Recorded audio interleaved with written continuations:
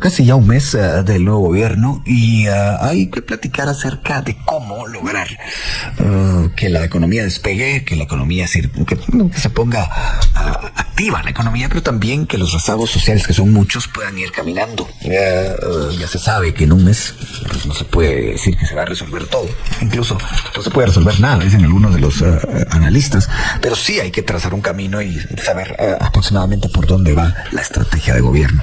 Tenemos dos invitadas hoy, una de ellas aquí presencial, ya está con nosotros, es la licenciada Ana de Molina, fue ministra de Finanzas, también ministra de Educación, fue secretaria ejecutiva de la Presidencia de la República y también integrante de la Junta Monetaria. Y bueno, ha trabajado en el Fondo Monetario Internacional, en el BID, en el Banco Mundial. En general, tiene una gran experiencia en este tema. Y también por la vía telefónica tenemos a la licenciada María Antonieta de Bonilla, presidió el Banco de Guatemala, fue ministra de Finanzas y es actual decana de la Facultad de Ciencias Económicas y Empresariales de la Universidad Rafael Landívar. Así que experiencia aquí no va a faltar. Empiezo con la licenciada de Molina. Licenciada de Molina, gracias por estar acá. El tráfico no estuvo tan complicado, ¿verdad? La verdad que para ser lunes creí que iba a estar más complicado. Muy bien, eso me alegra mucho. Empiezo con usted con una pregunta básica. Después del casi mes de la administración Bernardo Arévalo, ¿qué le llama la atención a usted en cuanto a cómo han ido desarrollando la estrategia de gobierno? Buenos días. Buenos días, Luis Felipe, y buenos días a la audiencia. Muchísimas gracias por su renovada invitación. Entiendo que también nos acompaña la licenciada de Bonilla. Ahí está lista ya. También un saludo por la vía telefónica. Para mi colega muy apreciada. Sí, efectivamente, habiendo uno estado en el gobierno, sabe que ni siquiera 4 años, ¿verdad?, son suficientes. Especialmente en el caso de Guatemala, que nos enfrentamos a problemas estructurales, en donde ha faltado sostenibilidad en las políticas públicas. Cada gobierno considera que ingresa con un plan de gobierno, al final ni eso se llega a ejecutar. Entonces se trata más de acciones aisladas que no llegan a resolver verdaderamente los problemas de fondo. Y eso ha ocasionado ya un rezago, una falta de inclusión, de desigualdad. Y menciono esto porque luego quiero retomar esas palabras. En nuestro país, por lo tanto, 30 días, efectivamente, como usted decía al inicio, Luis Felipe, no es nada, ¿no? Pero sí permite visualizar una direccionalidad hacia dónde va el gobierno, ver en dónde está enfocando la brújula. A mí me parece que un tema importante fue el nombramiento del gabinete, en cuanto a que, si bien hubo ahí algunos aspectos que tuvieron que reconsiderarse, se trató de tener una visión de personas técnicas, no necesariamente que fueran del partido, sino con conocimiento y que tuvieran un reconocimiento de probidad. Eso es importante. Otro elemento que me parece también de resaltar es el discurso y la acción que ha tomado el presidente Arévalo en cuanto a una actitud dialógica. El diálogo es fundamental y una base importante para la construcción de la democracia. Y no hay que tener miedo al diálogo y a sentar alrededor de la mesa a todos los sectores, a los pueblos originarios. Todos somos Guatemala y todos tenemos voz para ser escuchados. Y no necesariamente vamos a tener la misma opinión, pero de eso se trata la democracia. Y en ese sentido, considero que el presidente ha comenzado a tender puentes de diálogo, que debe ser con todos los sectores, sector social, empresarial, político, es fundamental. Diálogos como, por ejemplo, usted mencionaría en eso la manera en que se va a elegir a los gobernadores, el acuerdo agrario, algo como eso. Por ejemplo, sí, sí. Me parece que esa mesa agraria es importante. Yo creo que en Guatemala tenemos que ir dejando atrás ciertos estereotipos de que si sentamos a ciertos sectores y que si estamos hablando de acceso a la tierra, por ejemplo, ya no tenemos que estar hablando de derecha y de izquierda. Aquí tenemos que estar hablando de lo que la Constitución establece y es el bien común. La Constitución establece la justicia social y yo recuerdo, y creo que lo mencioné en algún momento acá, en un discurso que el licenciado de León, que en paz descanse, el expresidente Ramiro de León, con aquello de mencionar justicia social, no se habían suscrito los acuerdos de paz, estamos hablando de 30 años atrás, pero si se mencionaba justicia social o era comunista o verdad, entonces yo sí creo que en este momento lo importante es la unidad de la nación, la construcción de una nación incluyente. Somos un país multiétnico, multilingüe, pluricultural, eso dicen los acuerdos de paz que se han dejado, y me considero que son ejercicios que se ha tenido de diálogo que no han llegado realmente a concretarse. Por ejemplo, yo estuve en el ejercicio del pacto fiscal, conciliando la mesa entre el sector social y el sector empresarial, y se llegó al pacto. Incluso fuimos invitados fuera de Guatemala a contar esa experiencia, y en otros lugares se ejecutó, y aquí estamos sin poder ejecutar esa política fiscal. Lo mismo, un esfuerzo que se hizo con las mesas de diálogo, auspiciado con Naciones Unidas y la OEA, y pues me correspondió coordinar la mesa de diálogo económica y social, y muchas organizaciones sociales, económicas, empresariales llevaron su agenda, y luego se tornó en la agenda la sumatoria de todos aquellos puntos que fueron el acuerdo, y ahí comenzamos, ¿verdad?, a potenciar acuerdos, y llegó a construirse una agenda que posteriormente se presentó al gobierno, pero que tampoco, pues lamentablemente se retomó. Entonces creo que ahora hay una oportunidad de que, si viene de la cabeza esa actitud de diálogo, esa actitud dialógica, se ejecute. Bueno, voy ahora con la licenciada María Antonieta de Bonilla. Licenciada María Antonieta de Bonilla, hay una frase muy común que se escucha cuando la gente llega al gobierno: no es lo mismo verla venir que platicar con ella. ¿A usted no le parece que en el caso de este gobierno está encontrando una realidad incluso más cuesta arriba que otros gobiernos que empezaron en enero y que, bueno, tuvieron la herencia del anterior? No sé cuál es su opinión al respecto, pero la escuchamos ahora mismo. Buenos días. Buenos días, Luis Felipe, a la estimable audiencia y también a la licenciada de Molina. Considero que esa es una realidad, no solo para Guatemala, sino que para los demás países también, en Latinoamérica o en otras latitudes, pero hablemos de Guatemala y Latinoamérica. Sí, es importante que en el momento en que ya se toma posesión, un nuevo gobierno toma posesión, pues se va a encontrar realmente y va a conocer ya a profundidad cuáles son las situaciones que se dan. Desde cada cartera se tiene que realizar un diagnóstico, que es lo que se ha estado haciendo también en estos días, y muchas veces se encuentra que sí es cuesta arriba, sobre todo por los muchos problemas que enfrentamos en Guatemala y también en los otros países, pero en Guatemala pues tenemos grandes contrastes. Sabemos que por un lado una fortaleza muy importante en términos de la estabilidad macroeconómica que se ha mantenido ya por tantos años que tendemos a pensar que es algo que está ahí, que ya llegó y que ya se alcanzó.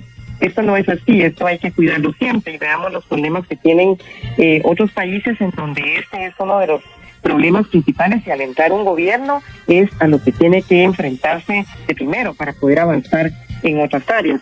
Miremos el caso de Argentina, que sé que ha sido tal vez el más extremo en volatilidad y desestabilidad macroeconómica en la región de América Latina, pero en donde el presidente, que es presidente, también pues anuncia una serie de acciones y medidas, pero ya la implementación de estas medidas es otra. Y por eso es que yo coincido con lo que decía la licenciada de Molina, de la importancia de impulsar el diálogo, y es algo que considero que el presidente y su equipo le están dando prioridad a que este sea con todos los sectores y grupos de la población. Porque en realidad, pues ya decía, en Guatemala tenemos dos caras de una moneda. Por un lado, esta fortaleza macroeconómica que ha permitido a Guatemala una importante resiliencia ante los choques externos, diferentes choques, incluso los problemas de clima, los choques como la pandemia, anteriormente la crisis financiera. Pero por otra parte, los índices de pobreza y desigualdad son elevados en Guatemala. Tenemos un nivel muy alto de informalidad, una infraestructura deficiente, niveles bajos de inversión pública y privada, un rezago muy fuerte también en productividad. Entonces, en general, un rezago socioeconómico muy importante al compararlo con otros países, incluso de similar ingreso per cápita.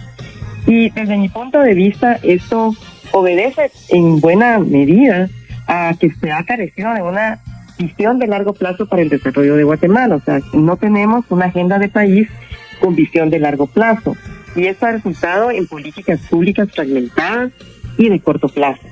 Y esto definitivamente va a impedir el logro de los objetivos para reducir estas brechas socioeconómicas y para poner al país en condiciones de competir a nivel global y poder atraer esas inversiones que tanto se necesitan, generación de empleo, más crecimiento, pero como decía, al mismo tiempo que se atienden los problemas estructurales para reducir esas brechas socioeconómicas.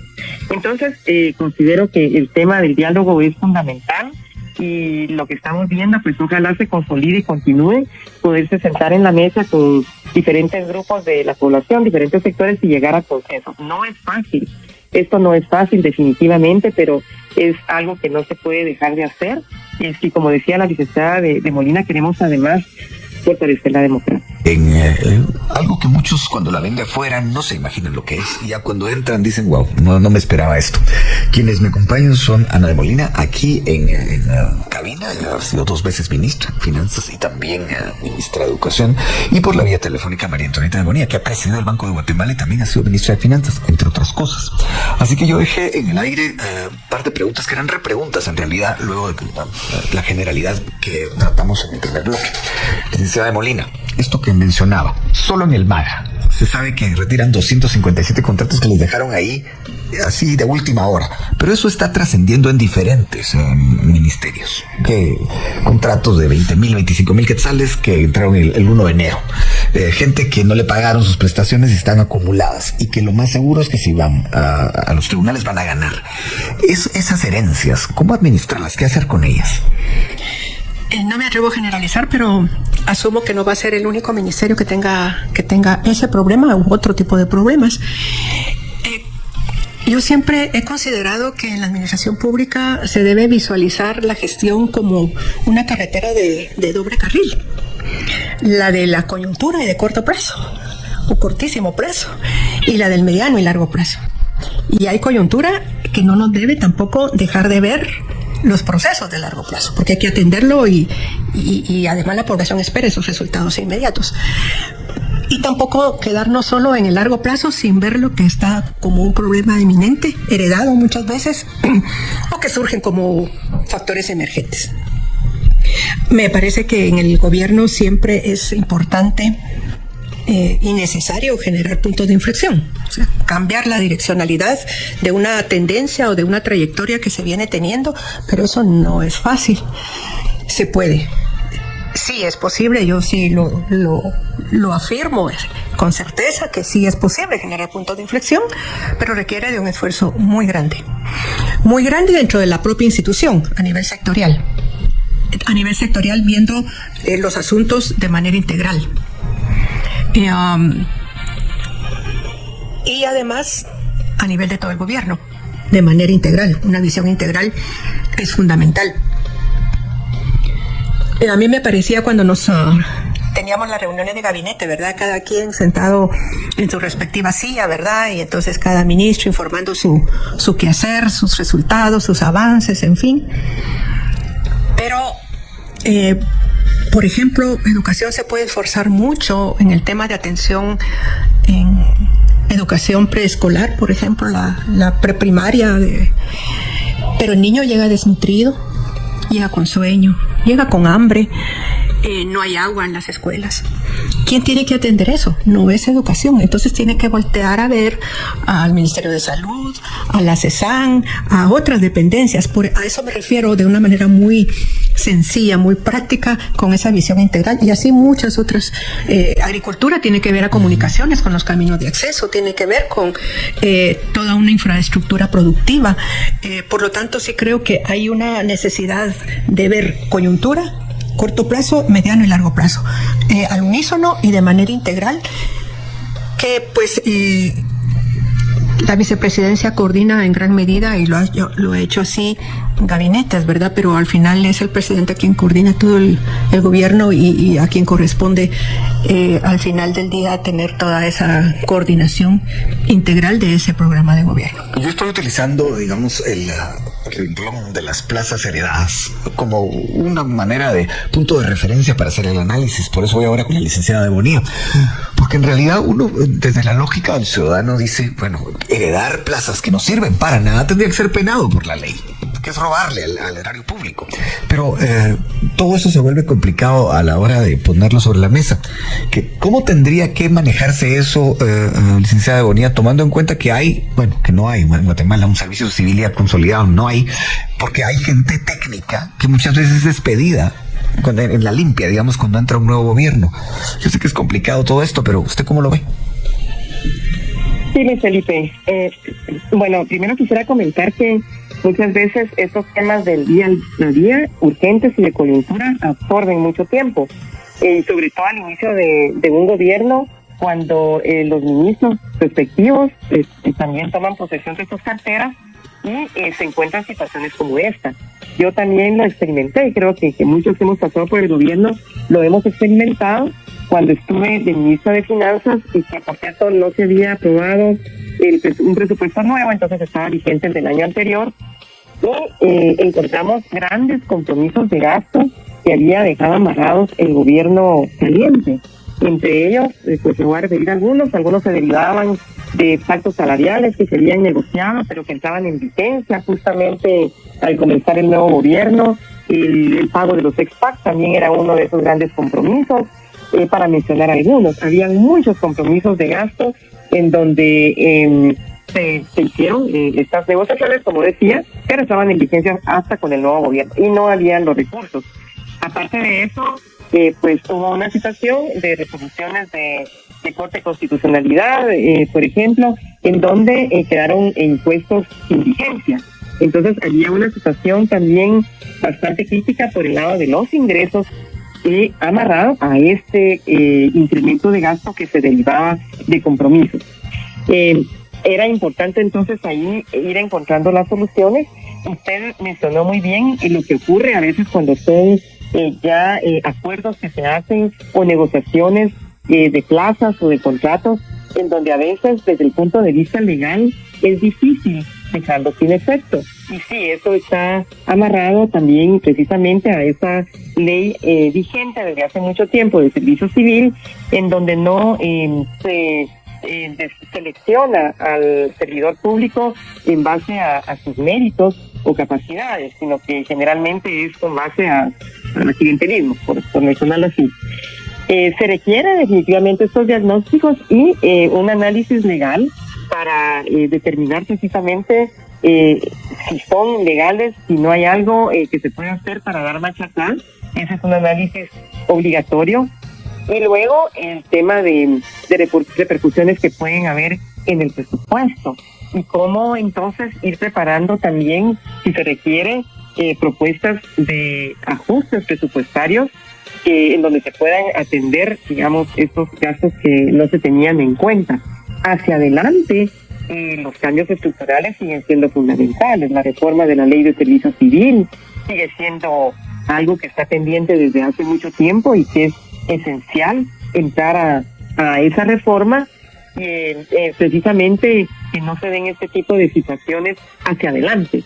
Pero en el corto plazo, si hay esos compromisos y si desde el punto de vista legal eso se requiere, como decía, de un análisis muy profundo, hay que hacerlo, pues entonces de ahí ya viene el tema del presupuesto, de analizar el presupuesto, no solo para este tema, entiendo que ya lo están analizando también por otras prioridades y programas del plan de gobierno que no sería posible comenzar a implementar con el presupuesto actual, que es el que venía del año pasado. Bueno, eso fue todo otro gran tema que no vamos a entrar en esos detalles. Al final, yo, en mi opinión, estoy de lo que considera que fue lo mejor, pero eso no quiere decir que no vaya a necesitar ajustes. Y yo considero que es fundamental ese trabajo de los gabinetes. Ya hemos visto en varios de los gobiernos anteriores, no solo en el saliente, que dejó de tener realmente esa relevancia los gabinetes como tal, incluyendo el gabinete económico y otros gabinetes porque es necesario llegar a consensos también adentro del gobierno. Y muchas veces hemos visto gobiernos en donde los ministros difieren y se contradicen en puntos de vista y en hacia dónde quieren llevar las políticas entre diferentes carteras o entre vicepresidente y presidente. Entonces eso no coadyuva a los avances. Es necesario que el gabinete tenga una cohesión y que apunten todos a los mismos objetivos de país para poder trabajar coordinadamente, porque trabajar en forma aislada es muy difícil. Entonces, pues yo tengo la expectativa de que ahora se retome el tema de estos gabinetes y lo que está establecido que sea su función, poder llegar a consensos, llevar propuestas al gabinete general, pero insisto, esa cohesión también a lo interno del gobierno es fundamental y ese diálogo constante a lo interno del gobierno para temas de coordinación es clave. Y bien, hasta aquí el video de hoy. Recuerden que ustedes tienen la última opinión, la cual pueden dejar en la cajita de comentarios. Dicho esto, nos vemos en el siguiente video. Adiós.